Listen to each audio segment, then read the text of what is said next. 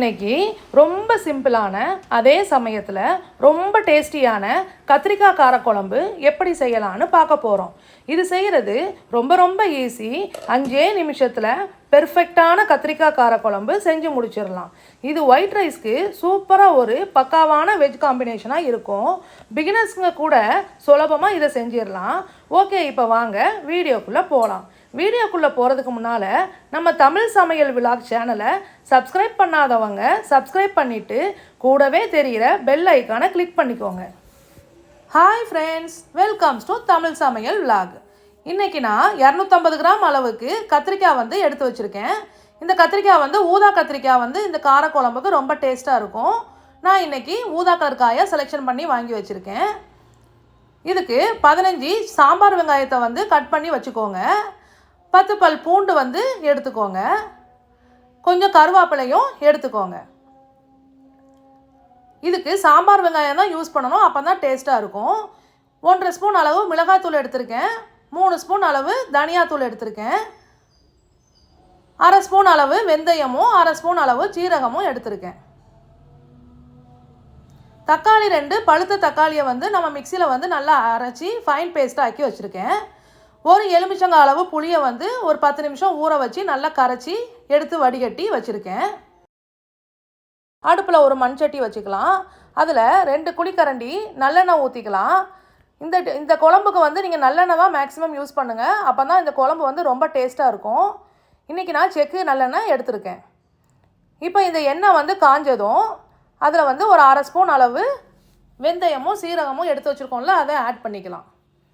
இந்த வெந்தயமும் சீரகமும் நல்லா இந்த எண்ணெயில் பொரிஞ்சு அந்த ஸ்மெல் வரணும். பாருங்கள், அந்த வெந்தயம் பொரியவும் நம்மளுக்கு நல்ல ஒரு ஸ்மெல் வரும். இப்போ இந்த ஸ்டேஜில் நம்ம எடுத்து வச்சுருந்த கருவேப்பிலையை ஆட் பண்ணிக்கலாம். கருவேப்பிலையும் போட்டு நல்லா வதக்கிக்கிட்டு எடுத்து வச்சுருந்த பூண்டையும் அதில் ஆட் பண்ணிக்கலாம். அதையும் நல்லா கலந்து விட்டுட்டு எடுத்து வச்சுருந்த சாம்பார் வெங்காயத்தையும் அதில் நம்ம சேர்த்துக்கலாம். இந்த குழம்புக்கு ஹைலைட்டே இந்த எண்ணெய், சாம்பார் வெங்காயம், கத்திரிக்காய், இந்த 3 தான். இப்போ இந்த சாம்பார் வெங்காயத்தை இதில் நம்ம ஆட் பண்ணிக்கலாம். ஆட் பண்ணிவிட்டு எல்லாத்தையும் நல்லா 1 டைம் கலந்து விட்டுக்கலாம். இந்த சாம்பார் வெங்காயம் சீக்கிரமாக குக் ஆகிறதுக்காக இந்த குழம்புக்கு தேவையான உப்பை இதில் நம்ம ஆட் பண்ணிடலாம். இப்போ இதை நல்லா மிக்ஸ் பண்ணிவிட்டு இது ஒரு பக்கம் வேகட்டும். நான் இன்றைக்கி எடுத்து வச்சுருந்த கத்திரிக்காவை கொண்டையை மட்டும் நறுக்கிட்டு நாலாக அரிஞ்சு எடுத்துக்கோங்க. கத்திரிக்காவை முதவே நம்ம அரிஞ்சு வச்சுருந்தோம்னா கொஞ்சம் கருத்துரும். அதனால் நம்ம குழம்பை இந்த மாதிரி அடுப்பில் வச்சுட்டு நம்ம சைடில் கட் பண்ணி எடுத்துக்கலாம். கத்திரிக்காவை 4 பீஸாக கட் பண்ணிடாதீங்க, குறுக்க மட்டும்தான் கட் பண்ணணும். கட் பண்ணி ஒரு தண்ணியில் இப்போ நான் 4 இருந்த கத்திரிக்காயில் போட்டுக்கிறேன். கத்திரிக்காயில் சூத்தையும் இருக்கும், அந்த பூச்சி கீச்சி எதுவும் இருக்கான்னு கொஞ்சம் பார்த்துக்கோங்க. இப்போ எல்லா கத்திரிக்காயையும் அரிஞ்சு எடுத்துக்கலாம். இப்போ நான் தண்ணியில் அவ்வளோ கத்திரிக்காயையும் எடுத்து வச்சுக்கிட்டேன்.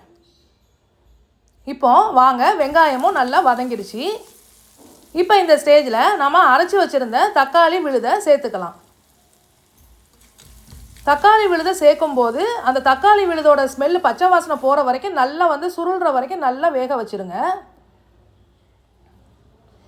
தக்காளியை என்றைக்குமே மிக்சியில் அடித்து இந்த ஃபைன் பேஸ்ட் ஆக்கி ஊற்றுங்க. அப்போ தான் தக்காளி இந்த குழம்புல நரன்னு அங்கங்கே தென்படாது. அந்த தக்காளியோட புளிப்புத்தன்மையும் ஃப்ளேவரும் நல்லா அந்த குழம்புல நல்லா இறங்கும். அப்போ தான் இப்போ இதை நல்லா மிக்ஸ் பண்ணியாச்சு. இப்போ நம்ம எடுத்து வச்சுருந்த மிளகாத்தூளை இதில் நம்ம ஆட் பண்ணிக்கலாம். மிளகாத்தூளையுமே என்றைக்குமே நீங்கள் எந்த குழம்பு செஞ்சாலும் அந்த எண்ணெயிலே ஆட் பண்ணுங்கள். அப்போ தான் அந்த குழம்பு வெந்து வரவும் அந்த எண்ணெயெல்லாம் பிரிஞ்சு வரும்போது அந்த மிளகாத்தூளும் அதுவும் கலந்து நல்ல ஒரு கலர் கொடுக்கும் குழம்பு.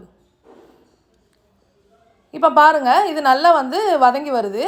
இப்போ இதில் எண்ணெயெல்லாம் பிரிஞ்சு வரும். நல்லா இந்த எண்ணெயெல்லாம் பிரிஞ்சு வந்துருச்சு பாருங்கள். இப்போ இந்த ஸ்டேஜில் நம்ம எடுத்து வச்சுருந்த தனியாத்தூளை ஆட் பண்ணிக்கலாம். இன்றைக்கி நான் வீட்டிலையே இந்த தனியாத்தூள் ரெடி பண்ணி வச்சுருந்ததுனால இந்த தூளை எடுத்திருக்கேன். உங்ககிட்ட இந்த வீட்டு மசாலா தூள் இல்லைன்னா நீங்கள் கடையில் உள்ள தனியாத்தூளை சேர்த்துக்கோங்க. ஆனால் அதில் ஒரு 1/4 ஸ்பூன் அளவு மஞ்சள் தூளையும் நீங்கள் ஆட் பண்ணிக்கோங்க. இப்போ இது நல்லா பச்சை வாசனை போகிற வரைக்கும் நம்ம நல்லா வதக்கி விட்டுக்கலாம்.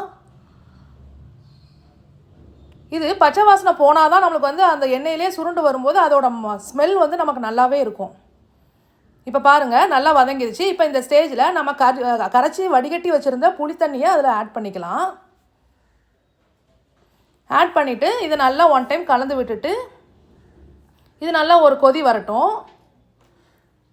இப்போ பாருங்கள், இது ஒரு கொதி வந்துருச்சு. இப்போ இந்த ஸ்டேஜில் நம்ம எடுத்து வச்சுருந்த கத்திரிக்காயை ஆட் பண்ணிக்கலாம். இந்த கத்திரிக்காய் வந்து சாப்பிடாதவங்க கூட இந்த மாதிரி காரக்குழம்பு வச்சு கத்திரிக்காயை கொடுத்தீங்கன்னா கண்டிப்பாக சாப்பிடுவாங்க.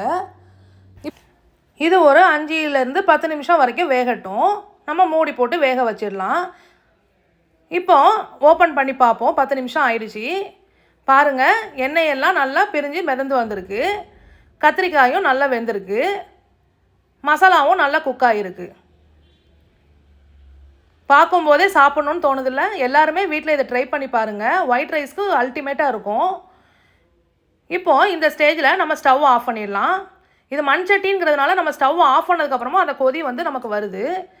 இப்போ இந்த ஸ்டேஜில் நம்ம மூடி போட்டு ஒரு 10 நிமிஷம் ஒரு ஓரமாக வச்சிங்கன்னா அந்த இருக்கிற எண்ணெயும் நல்லா பிரிஞ்சு ஒரு கோட்டிங் மாதிரி மேலே மிதந்து வந்துடும். இந்த காரக்குழம்புக்கு சைட் டிஷ்ஷாக பாவக்காய் பொரியல் அல்டிமேட்டாக இருக்குங்க. பாவக்காய் பொரியல் எப்படி செய்யணும்னு நான் என்னோடய வீடியோவில் நான் சொல்லியிருக்கேன். அதோட லிங்க்கை வந்து என்னோடய டிஸ்கிரிப்ஷன் பாக்ஸில் கீழே நான் கொடுத்துருக்கேன். செக் பண்ணி பாருங்கள் குழம்பு எப்படி ரெடியாகி வந்திருக்குன்னு. பார்க்கும்போதே சாப்பிட்ணுன்னு தோணுதில்ல? எல்லாருமே வீட்டில் ட்ரை பண்ணி பாருங்கள். ட்ரை பண்ணி பார்த்துட்டு எப்படி இருந்துச்சுன்னு உங்களோட கமெண்ட்டை வந்து எனக்கு தெரியப்படுத்துங்க. அப்படியே ஒரு லைக்கையும் போட்டுருங்க. இன்னும் என்னோடய சேனலை நீங்கள் சப்ஸ்கிரைப் பண்ணலன்னா சப்ஸ்கிரைப் பண்ணிவிட்டு கூடவே தெரிகிற பெல் ஐக்கானையும் கிளிக் பண்ணி விட்டுருங்க. உங்களோட ஃப்ரெண்ட்ஸ் அண்ட் ஃபேமிலிக்கு என்னோடய வீடியோஸையும் ஷேர் பண்ணி விட்டுருங்க. மீண்டும் ஒரு நல்ல ஒரு ரெசிபியோடு உங்களை வந்து நான் சந்திக்கிறேன்.